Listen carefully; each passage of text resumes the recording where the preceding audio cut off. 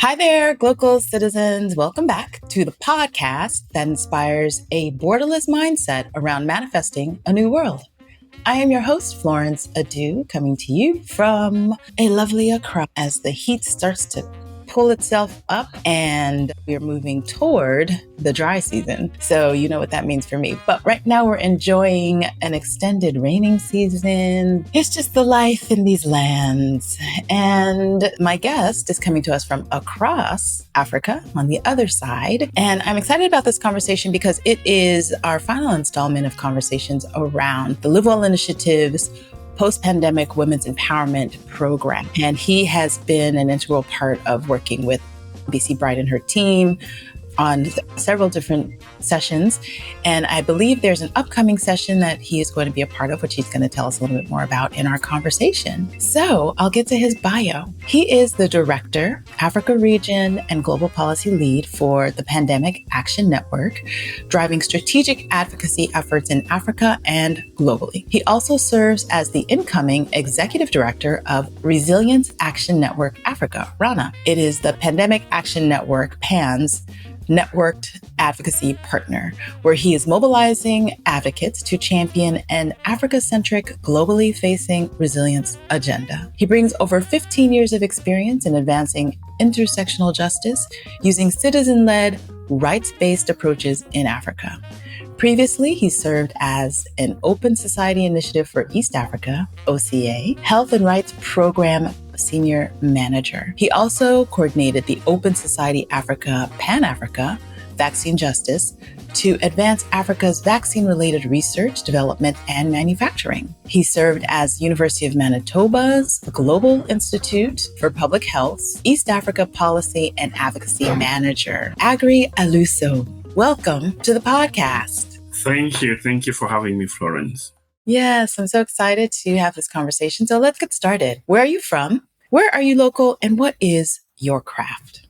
Yes, so I am from Kenya, originally from western region of Kenya, a place around Lake Victoria, in a region that used to be called Nyanza, but because of the devolution in Kenya, now they have different smaller identities around what we refer to here as counties. So, but I like saying I'm generally from the Nyanza region.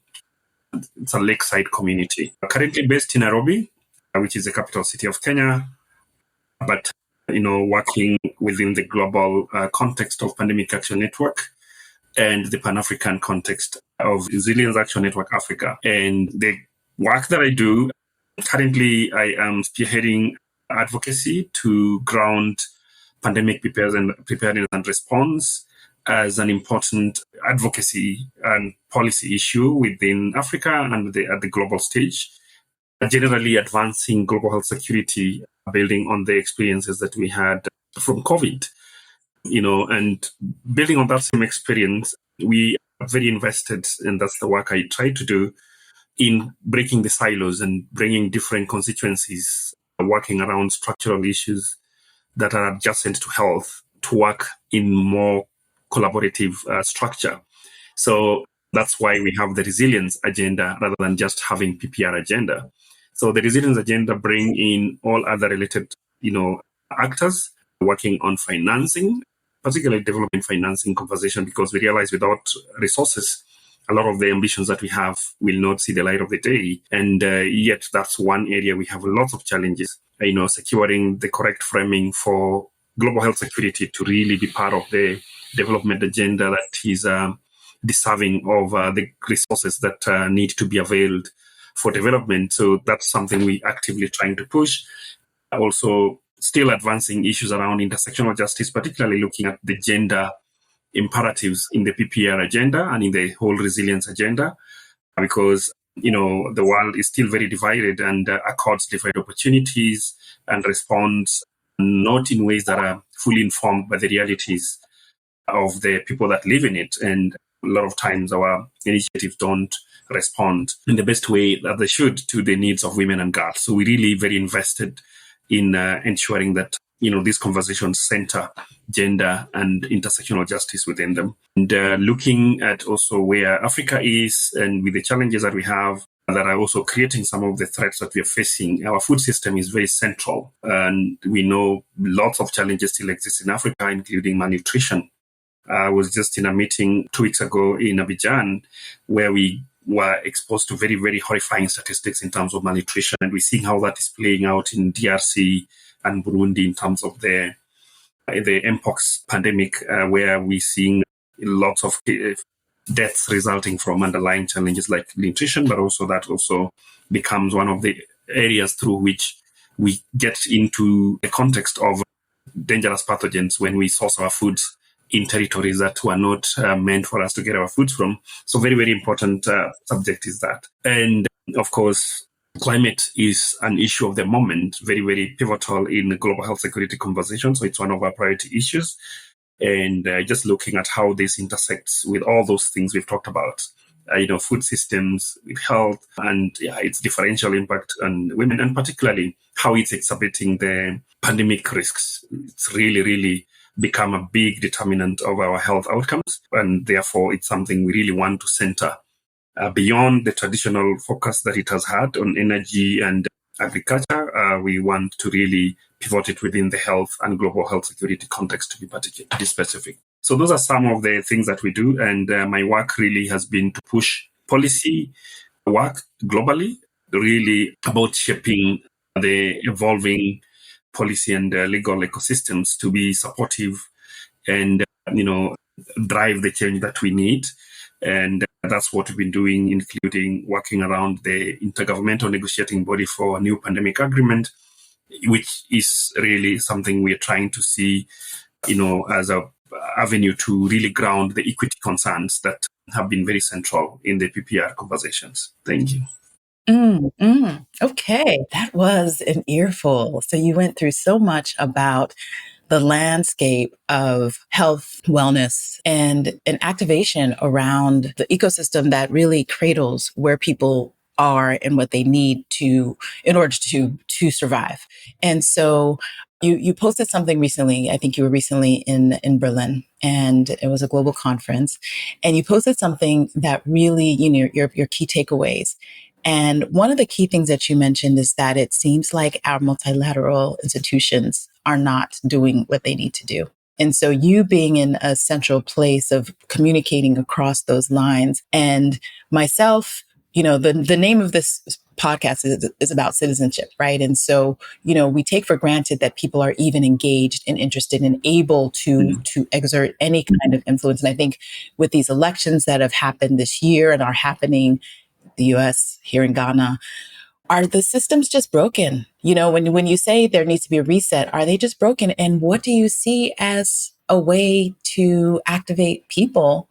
I also come from policy, so to activate people to move in a different direction. Yes, I think the general consensus is that our multilateral system is not fit for purpose. We've seen failures in many, many dimensions. The most recent one being around the pandemics, the recent pandemics, and how that just upended, everything on its head. And we've had all these very well-resourced, multilateral agencies that we thought should be able to mobilize and create, sustained response. But what has emerged is a very differentiated world where one part of the world has access to necessary tools, the other part of the world has to queue for whatever remnant or leftovers accrue from this very unjust arrangement. And that is not helping everyone, because we had a very prolonged pandemic that really created a very devastating impact on the economy, and the world is yet to recover. And it didn't spare which part of the world it came from. It started somewhere else and it spiraled out of control. And everybody across the global divide, north, south, is experiencing the depression that has come. We lost everybody that you speak to, lost a relative. So, and we continue to see, we thought we learned, but we continue to see the continuation of those unfortunate trends.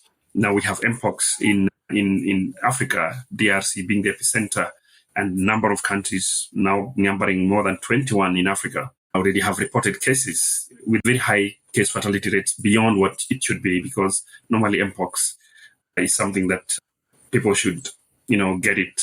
It should cover. Yeah, but it's really becoming a high impact public health event in Africa because of the number of fatalities that we experience, particularly children who have clinical vulnerability, malnourishment, underlying diseases like HIV and other challenges that are of structural origin. Yeah, and the system has been the same. The response, it's donations. Africa still has no capacity to put these countermeasures. We have fragile health system that is not even able to detect these diseases. We can't even do simple contact tracings. We're struggling with the basics of what should be given in a country that in any context, as it is now with the risks that we now understand exist because of all these challenges. We've talked about human migration, climate change. We now have very elevated risks of pandemic threats. And I think it's incumbent that the world become more galvanized and acting in solidarity, and the multilateral systems tooled and equipped to help support.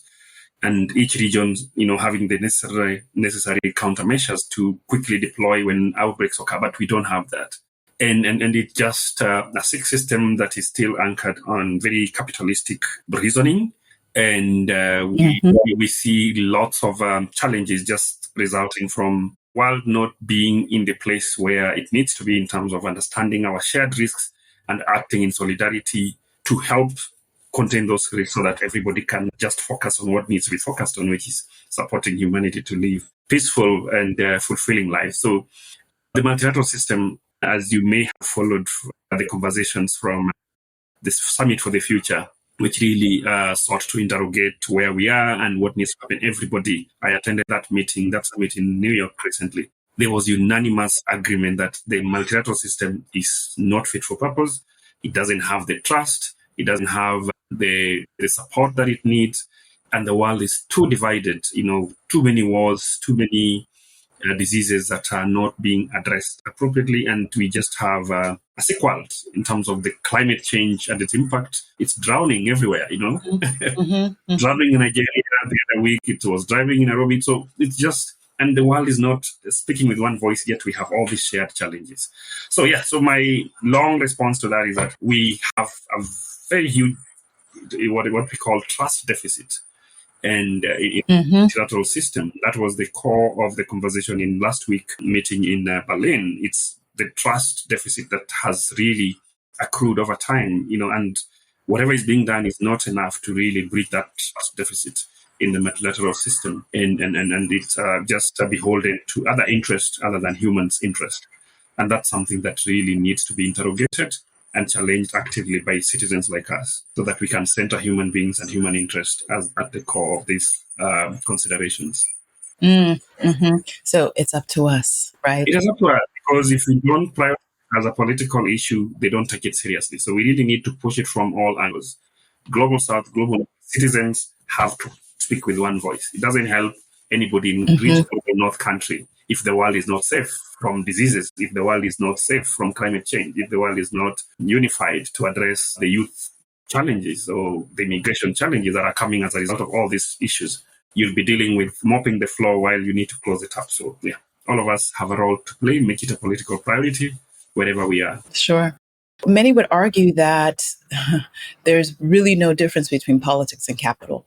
And so if we are to solve this problem, we have to dismantle capital. And then that's potentially fraught with the concept that a number of our agencies that keep the people like you who are actively engaged in thinking about this are funded by some of the capital that is entwined with this big power structure. So when you think about it and you think about how or who would you say are the leading institutions, because they also are these, foundations and things like that are getting the memo and actually doing the real work of listening to the people on the ground and then effectively moving thought leadership in a different direction? Yeah, it's difficult to really assign credit at this point because everybody's dealing with their different challenges, but there's some that have tried.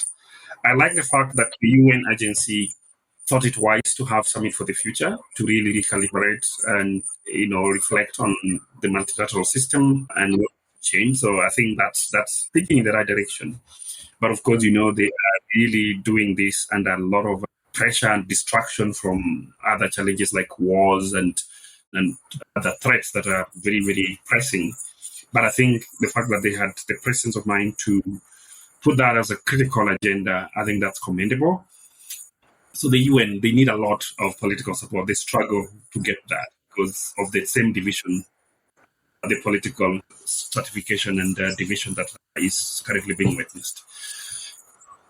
And in terms of the global health institutions, one of the institutions that I think has really been trying to do things differently, doing some commendable, of course, still probably has a long way to go, is the Global Fund for TB, malaria, and HIV. Even as much as we are very convinced that we need to break the silos in terms of focusing on diseases. But their approach in terms of how they've engaged communities and the recipient countries, I think, has been commendable. They have a very strong CSO constituencies in its governance. That's what most of these multilateral agencies don't have. It's a very Western, global North, headquartered in Geneva and the New York type of things. That's still there, and making decisions for everybody. And consistently, their boards don't reflect the face of the world. So I think the Global Fund has tried to do that, in terms of really centering the CSO, the civil society constituency, and supporting them, because a lot of times also this is nominal inclusion, within the context of the limitations that we all operate in. Somebody saying, oh, now you have been co-opted as a member, but you have to find your own participation. You have no mechanism of consulting your constituency. So basically just ticking a box, because if I don't have resources to consult my constituency and be accountable to them, get my agenda and my briefing from them, which means I have to convene, I have to, facilitate certain processes, then that is just ticking a box. So I see some of these agencies like the Global Fund for TB, malaria, and HIV, they have that support, and I think that's something that need to be emulated. The Open Society Foundation that I used to work for, that's a philanthropy. They are changing quite a bit, so I can't understand what their priorities lately are, but I know the motivation still exists to do the right thing, which is about addressing the politics of these arrangements. A lot of funding agencies put their partners in the political corner, which for me I find personally problematic, because a lot of the challenges we are trying to deal with are political challenges, and which is about interrogating the decision-making models. Why are you prioritizing, armament, like defense budget over health? Why are you prioritizing commodities over building systems? Why are you prioritizing these over, and a lot of them are capitalistic driven kind of decisions, because the people who have access to these decision makers are the people with the money, and they're actually very invested in influencing things in ways that favor business. And they have quite some good access, better than us. Those who are trying to do the general community good, they have better access than us. They have better control of the narratives, the media, and the framing generally. And I think that's something that require very thoughtful catalyst in terms of the people who finance transformation, to really support CSOs who are interrogating the political arrangement of things. And OSF, Open Society Foundation, used to do that. Not many donors do that. They say, oh, anything challenging government, no, that's political, we can't do that. Yet that's what needs to be done, so that we can reset the whole arrangement and make them be more accountable politically and resource-wise, and just responding to the needs of the citizen, because a lot of what they profile are not the needs of the citizen. And we've seen this in many places. This is what makes business sense. That's what they profile. And what makes human health outcome sense is not profiled. So that is not a technical solution. That requires a political push for political accountability. Where do you get your list of priorities? Health, every time we have a challenge with our ever shrinking fiscal spaces, categories of issues that are categorized, that are classified as discretional, that can be always chopped off, are the investment in the social sector, health, education, water and sanitation, which are seen as welfare support that do not help generate income. Yet human resources are biggest. Africa is having a population boom. Those are the areas that we need to build on, so that we can have a society that is self-reliant. So those are political decisions, and I think not many funders do that. And the multilateral agencies reflect a lot of what these governments think, and what the industries think, and that's still part of the challenge that we're dealing with. Yeah. Well, I guess we just keep doing the work, right? And challenging what can be challenged. Yes. Yeah, exactly. So we went straight into the details of what you do, but I want to get to the how of how you came to be doing what you're doing. Why the where? How did you come to be living, working, and playing where you are currently located?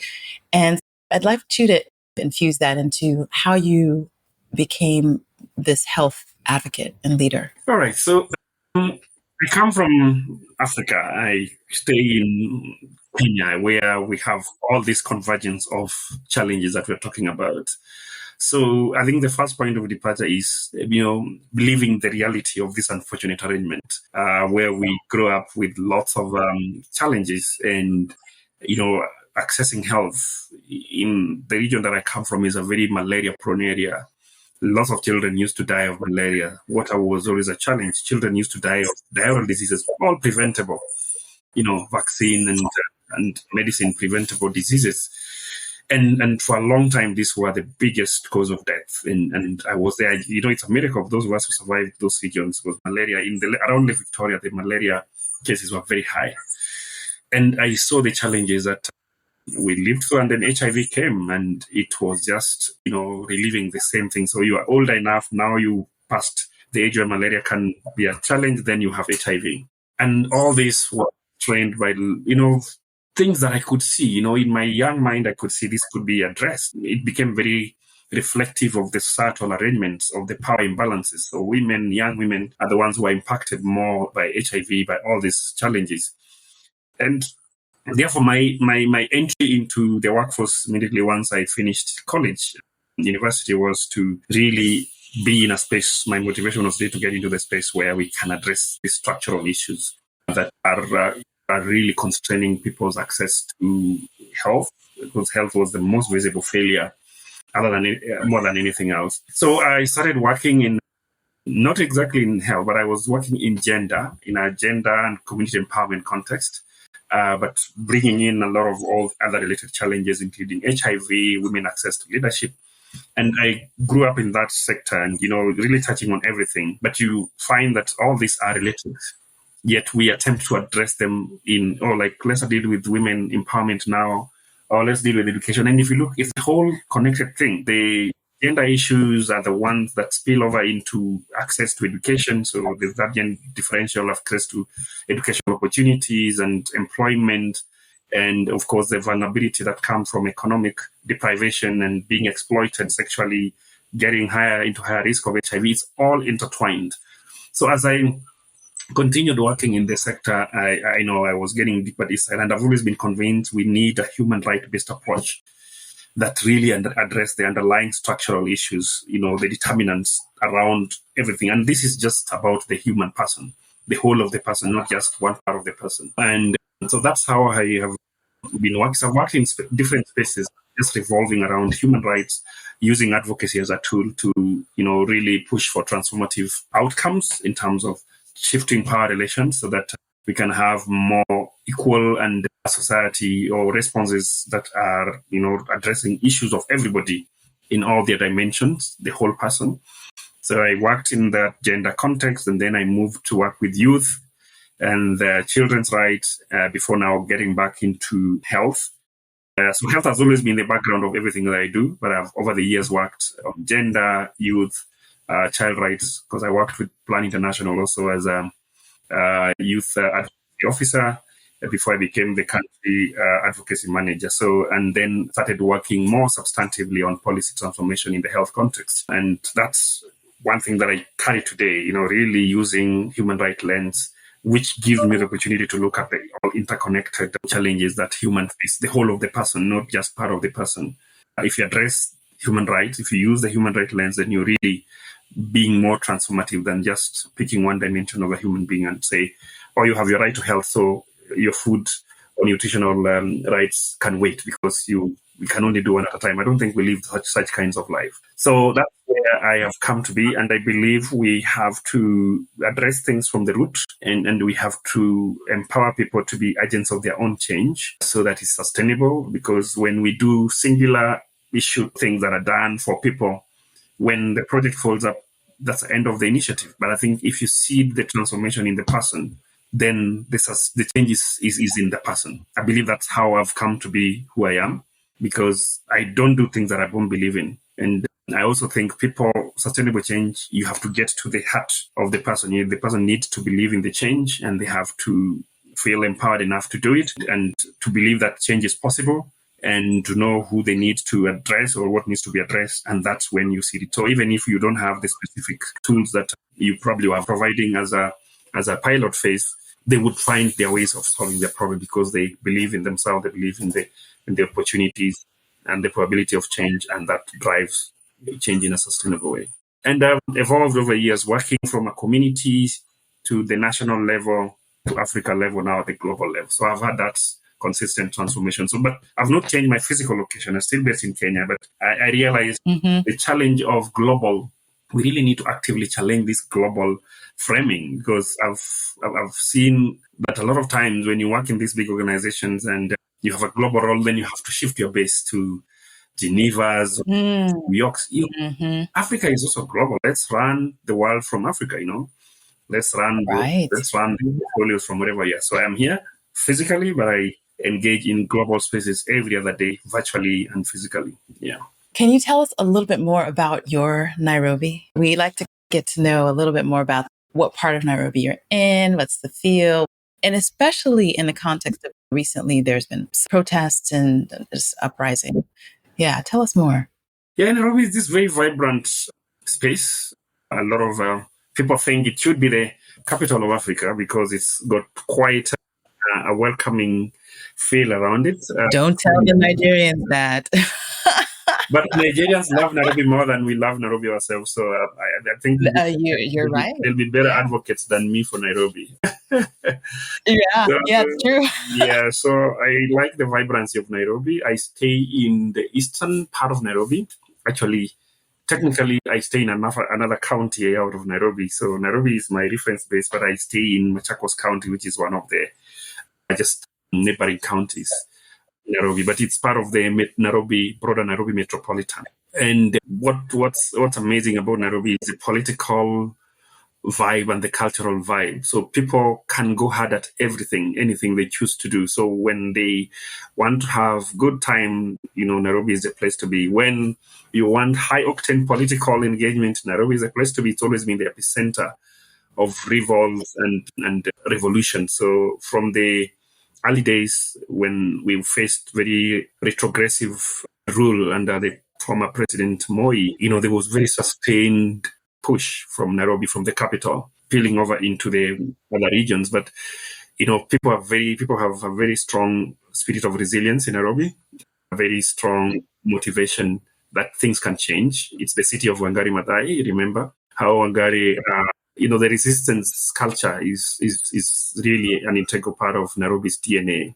We've seen different generations of people who resist, using citizens' power, from the mothers of political detainees who camped in the famous Nairobi Uhuru Park for months, to Wangari Maathai, staging protests to, preserve Karura Forest, which is one of the iconic forests within Nairobi, to the Gen Zs, the Gen Zs protests that made Ruto sack the whole entire cabinet and has really created and successfully pushed back against a very unpopular budget. So that is the Nairobi that we know, and I think many people would want to associate with the Nairobi spirit because of its vibrancy and this culture of legacy of political resistance.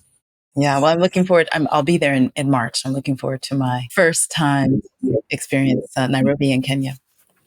So I want to talk a little bit more technically about the concept, pandemic, right? So we've come out of this pandemic, and some might say it was engineered, all these things, whatever the case may be, it came and it was with us. And so now we're potentially in a society that has to be hyper alert. And I think that's the genesis of the work that you are doing with PAN and RANA. First of all, I think people don't know a lot about Mpox. They've heard about it. It's kind of scary, but can you give us a little bit more about what that disease is and how it is so dangerous? Because you started to talk about that and how it is so dangerous. And then what in the space that you're in is going on to kind of safeguard communities against the concept of increased ongoing pandemic? Thank you. So Mpox is a viral disease that has been endemic in Africa since 1970. was first reported. Yeah, so it's been there. It has evolved over the years and has now mutated into various clades. So we have clade 1, clade 1A, clade 1B, we have clade 2.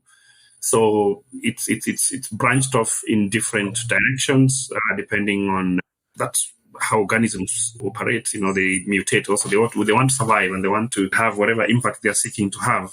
And part of the challenge is that the mutations sometimes end up becoming more dangerous. So the clades that we're now experiencing, particularly clade 1B, is highly virulent, like it spreads a little bit more faster, even though the fatality rates, there's been some debate over which one has more case fatality rates and which one has less. That the technical people have more information on that. But what we know that since the advent of clade 1B getting out of its traditional endemic zones, that is DRC and other regions in West Africa, including Nigeria, into new territories, we've seen more fatalities, particularly in populations that have some underlying comorbidities and vulnerabilities, like I mentioned, children with clinical vulnerabilities like malnutrition or underlying other pre-existing diseases.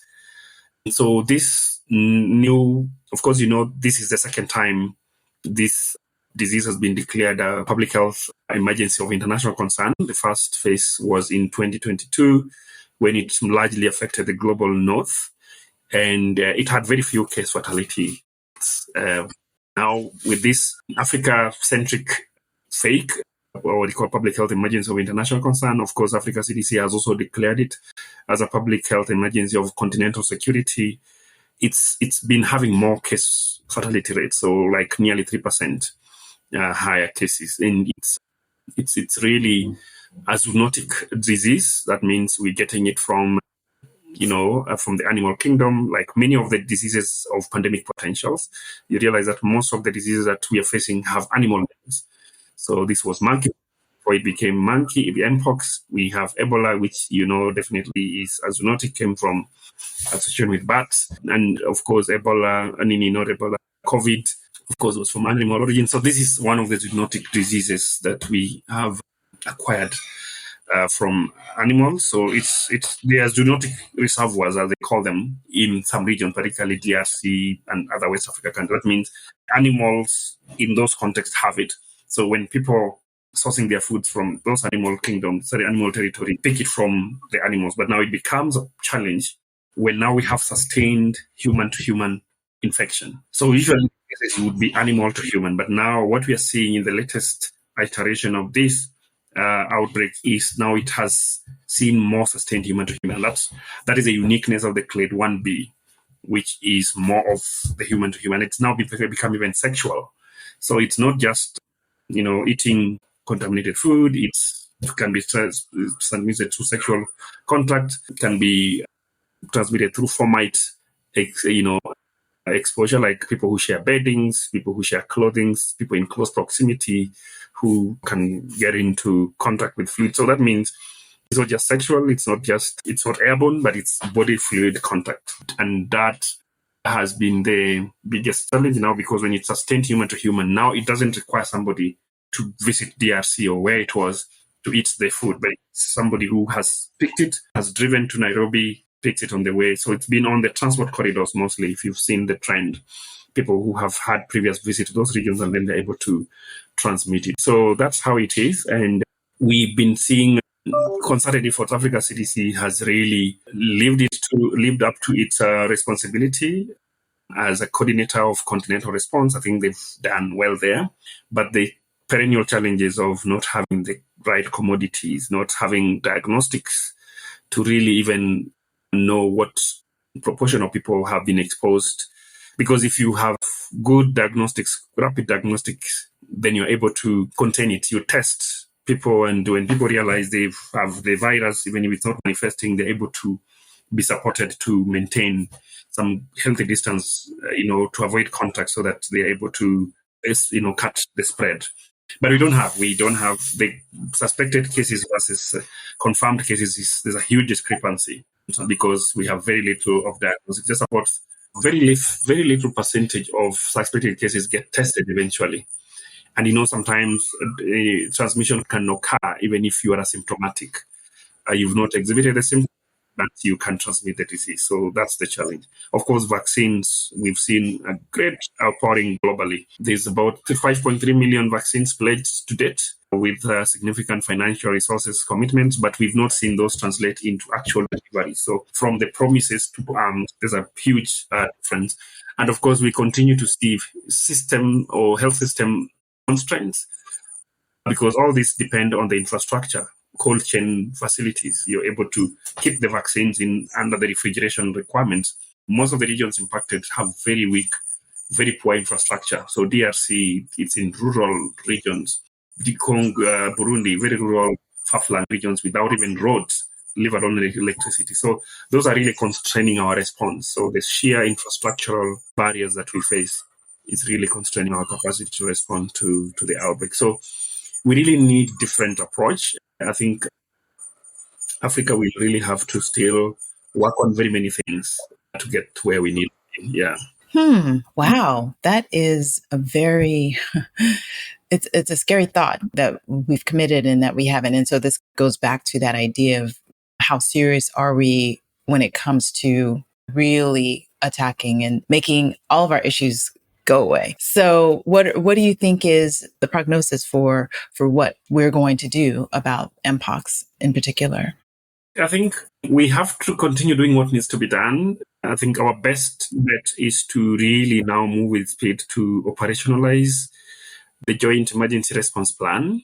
There's this brilliant strategy that was developed by WHO and Africa CDC, which is called JIP, Joint Emergency Response Action Plan, that really outlined what needs to be done to contain these threats.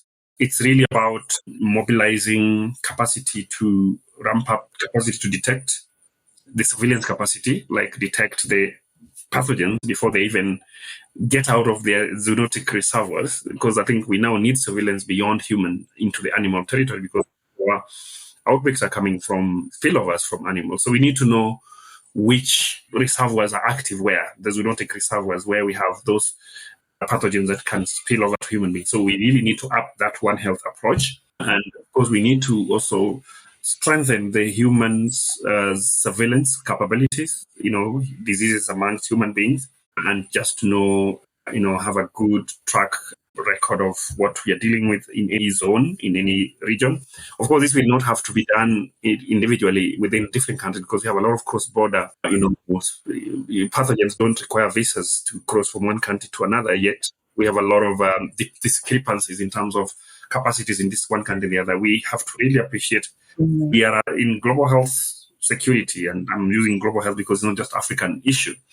We are as strong as the weakest link in context of countries having capacities to detect. So if the countries are not equipped to detect diseases, we'll keep on, mopping the floor instead of closing the tap, so to speak, in terms of really closing the spillovers from coming from the zoonotic sources to human, and then having all these prolonged human exposures, and then creating opportunities for mutation that then end up being very dangerous. We could have eliminated Mpox, at least from, have a very good surveillance capability to contain them within their reservoirs where they are, so that we can't manage it in the animal, but we can map how it can be prevented. I think those capabilities exist.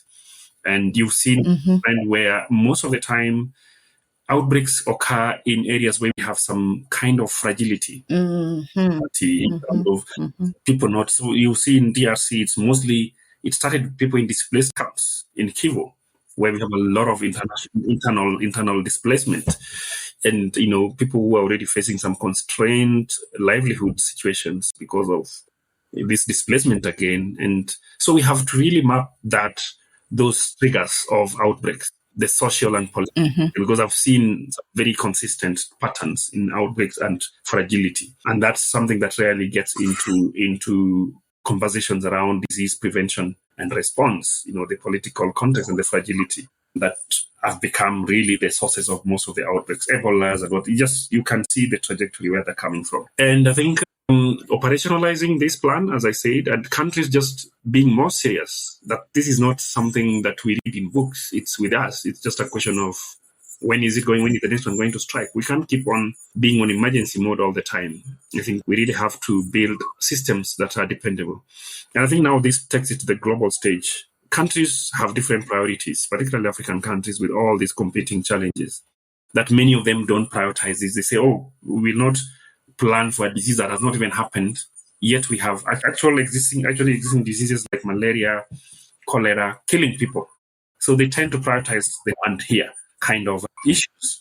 And that is important because you wouldn't get people's support for planning for future unless you've dealt with the current. So we need to have a situation where we build systems that can effectively deal with the current challenges and tools to be flexible and nimble and support the detection and prevention of future outbreaks. And we have good scientific tools. There are models that have shown us how we can do this and how things are going to go. We now know climate change has really exacerbated the capabilities of pathogens to spread and species jump over from one to another. So we really need to use that climate data, climate sensitive data, to inform our responses. We don't use that. Part of the meetings information I was getting last week is that just globally 23% of health agencies use climate sensitive information. Yet most of these seeing a climate sensitive outbreaks, cholera, all these diseases you're seeing, all these even vector-borne diseases like the dengue fevers, all these Lassa fever are climate sensitive infection. Yet we don't use that data. It's like flying blind, literally, leaving Nairobi for Accra and you don't know the weather on the way. They don't do that. But how comes in health we do that? We just take off without checking on how our pathway looks like, things that influence our work. Wow. Yeah, very interesting. So the analogy you just used, I like that one because it helps me to frame my next question, which is glocal speak. So we want to hear what you hear. So if you can share a word, a phrase, or saying that's a meaningful part of your local experience and why or how you come to value it as glocal speak. I think one thing as an advocate, one phrase that I've come to use, and I think I started using it and people associate with it, is that if you're the only one who sees something as a problem, you easily become the problem. If you're the one who sees this is a problem and you're making noise at the top of your voice, if you can't get people to see your point of view, that this is something which is a challenge and needs our collective resolve to address, then you quickly become the problem because the leadership always don't want to do difficult things. And they want easy things that earn them political accolades. And therefore, it's easier to just say, that's what the mistake scientists do. We think science will speak for itself, or nobody can question science. It's factual. We have mRNA technology. It's very easy to adapt, to produce countermeasures. Government will pick it up. We have that initiative that has struggled to pick up because people don't see it as a solution. Yes, it is, but it's not been socialized and accepted broadly. And those who think there are other things that give them quicker money would go for that. And same thing, if you think pandemic preparedness and response is an important thing and you're the only one seeing it, they'll brand you as a wishful dreamer who is not grounded on reality until you're able to prove to people and mobilize some concrete critical mass, so to speak, that sees things your way and push things the direction that you also think needs to be done. So until you get people to see things your perspective, your work is just beginning, is not done, however brilliant it may be. Yeah. Right. That sounds a little bit like a mindset hack. So I'm curious about what is your mindset hack. So how do you then hack your mindset, barring that you're not the problem?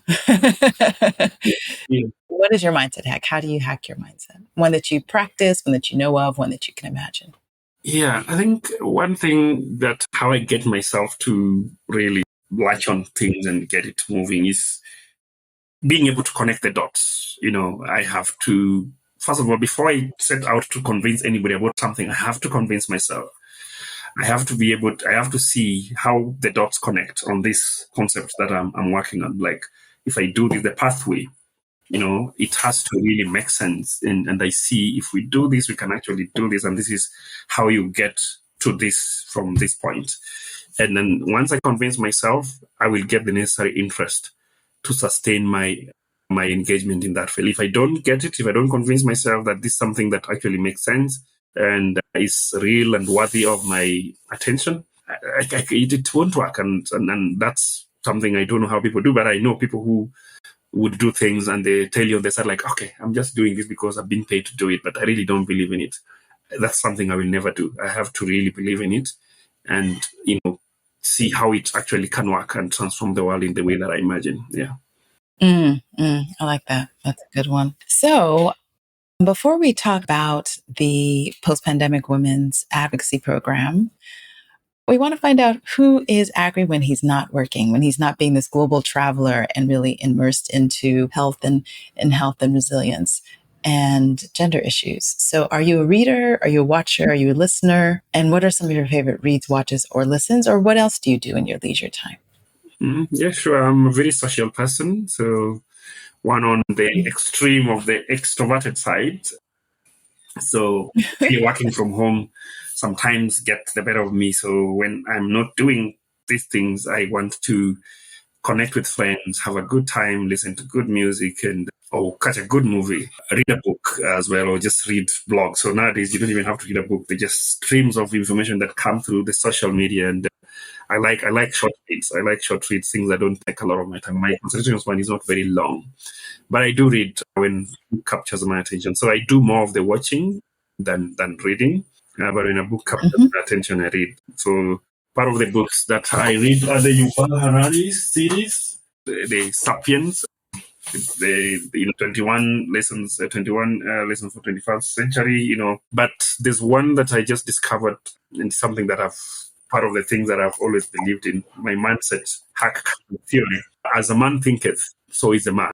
There's a very interesting book by James, which is one of the things that I'm just a quick read.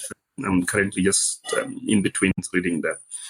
Yeah. So, but I watch series as well, particularly docu-series or series about social justice. Mostly, I really find them very, very powerful and captivating because they speak my language, and sometimes I like my eco-champion. So I like justice series, and also movies that also drive social justice themes. So you'd find me watching. There's this powerful social legal series in Netflix. It's one that talks about these pro bono lawyers that support marginalized people to access justice. Do you know it? I don't.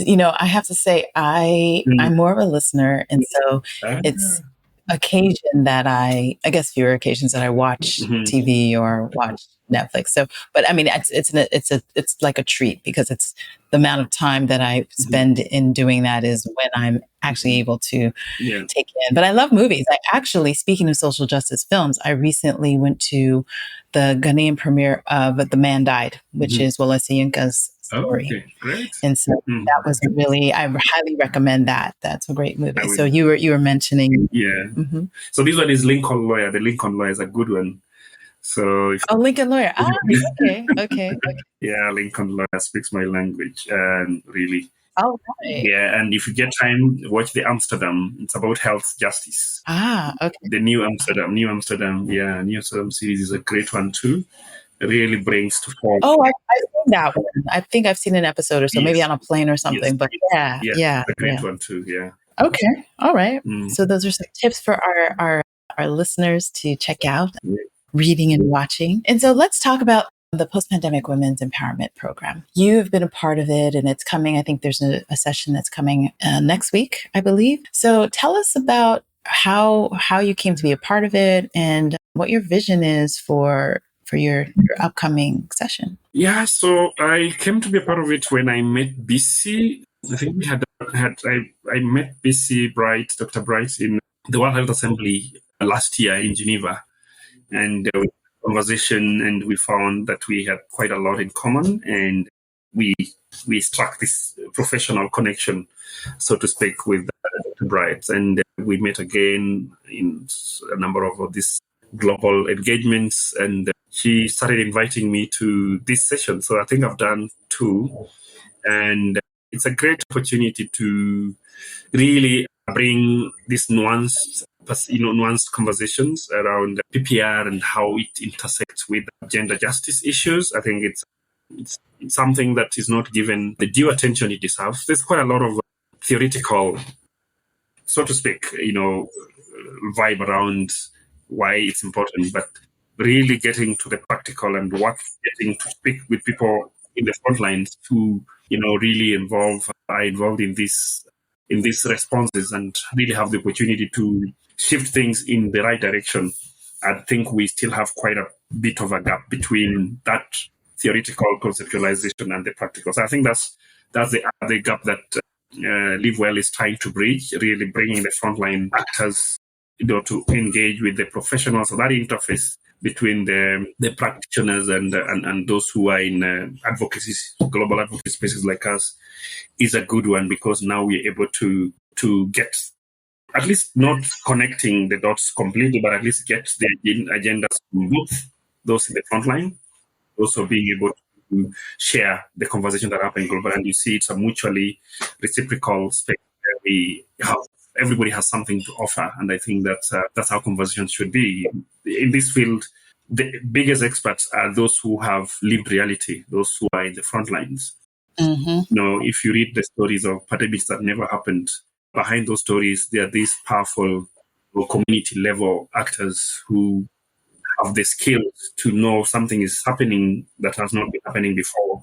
Let's report this to the health systems. Let's, do things differently as we watch what it is. And they're able to escalate this in ways that enable those who now have capability to do the professional intervention to do the right thing. If we tool these folks with the right information, women happen to be in the front line most of the time. It's not an ideal situation that, we have overrepresentation of women in the front line, not compensated as they should, not appreciated as they should. But I think the arrangement as it is currently, as we work to transform it to be more balanced, so that we have both men and women in front line and getting access to leadership and decision making and influencing the policies that, can help build our society to be more resilient in preventing these threats, are at the moment the most resourceful people that we have to involve. And I think Livewell engagement with women in PPR conversation is a very welcome and formidable initiative that have been happy to engage with. So it really grounds me with the constituency that really matter in this discourse. Yeah. So it sounds like it's a little bit of a full circle for you. You started your work in working with gender and women, and so it's a nice way to continue with that trajectory. And I've never left. I have never left the women and gender. They're always at the background of every work that I do. They're always in, like the key considerations in every space I've been. So I'm happy to get this opportunity through Bisi Bright to connect more substantively with them. We also work closely with the Community of Practice on Gender, which was an AU initiative to help ground gender in PR response. And even tomorrow I'm speaking on just transition in climate change and health, and it's on gender. So I've been in that space. It's something that I'm very invested in personally here. Yeah. So I want to be conscious of our time, and so I ask you to give us your last thoughts. How would you like to share with our audience in parting thoughts? Thank you so much for this opportunity to speak to our esteemed audience. I think there's a lot that the global citizenry need to do to change the world. First of all, we need to appreciate that the way things stand, it's not going to help humanity move forward at the speed and with the efficiency that we need to move forward. We're really being pulled back by multiplicity of challenges. And some of these challenges, depending on who is at the seat of power or decision making, they tend to profile one over the other, and that does not help us. We really need to be the ones shaping the agenda and demanding the actions that will respond to our needs, not that will respond to the market needs. We live in a very competitive world influenced by so many narratives. Unfortunately, some of these narratives are self-serving, parochial narratives designed to further the market establishment. And that has really shaped how the conversations in many, many spaces, including the Intergovernmental Negotiating Body for Pandemic Treaty, have shaped up, where we've seen a big tussle between industry-led ideas and the citizen-focused or citizen-centered equity ideas. And that contest should not be between the parties involved. It should be our struggle to inform our capitals of what our priorities are. Both sides of the world, global north, global south, we need to make demands of our governments to make the right decisions, to prioritize the right issues that really center citizens' interest, particularly in health and human welfare at the core. So the work is clearly on our court. Remember, what counts is what we make count is what will count. So if we don't prioritize this in our political discourses, they will not be prioritized by our leaders. And just so that you know, the political leaders listen to all sides of the argument. So those who have the money and those who have some intermediated access through resources will get their way if we don't make our way known, if we don't make our priorities known to them. Thank you. Thank you. Thank you so much for that. All right, Glocal citizens, that's going to do it for this episode of the podcast. Remember, you can find links to the Post-Pandemic Women's Empowerment Program in the show notes. I think we have two upcoming events, one on the 31st of October. And in case you miss it, I think there will be links to the replays on the Livewell Initiative's website. And I want to thank Bisi Bright and all of our guests that have been part of the conversation for allowing me the opportunity to share that story and put visibility on what's happening in Africa in this post-pandemic world that we're living in. So I want to say thanks to the Livewell Initiative and Bisi Bright for that. And so remember, you can catch us Tuesdays with new episodes at glocalcitizenspod.com or wherever you get your podcasts. Please like, share, subscribe, leave us a review. You can give us up to a 5-star review on Apple Podcasts, Spotify, thumbs up on YouTube. And I really appreciate this audience. So I just want to say thank you for joining us on a weekly basis to learn more about what's going on around the world, particularly in Africa and amongst these folks that are the dynamic diasporans that are making impact around the world. So until next time, bye for now.